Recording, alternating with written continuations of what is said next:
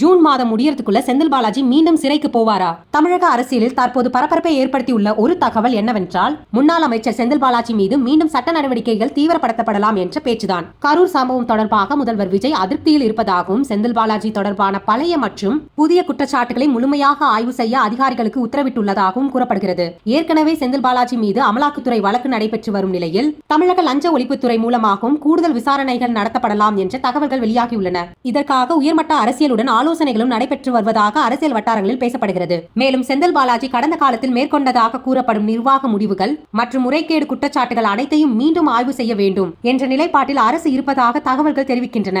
அதே நேரத்தில் இந்த தகவல்கள் அனைத்தும் அதிகாரப்பூர்வமாக உறுதிப்படுத்தப்படவில்லை என்றும் குறிப்பிடத்தக்கது. இதுவரை தமிழக அரசு அல்லது சம்பந்தப்பட்ட அதிகாரிகள் தரப்பில் எந்த அதிகாரப்பூர்வ அறிவிப்பும் வெளியாகவில்லை.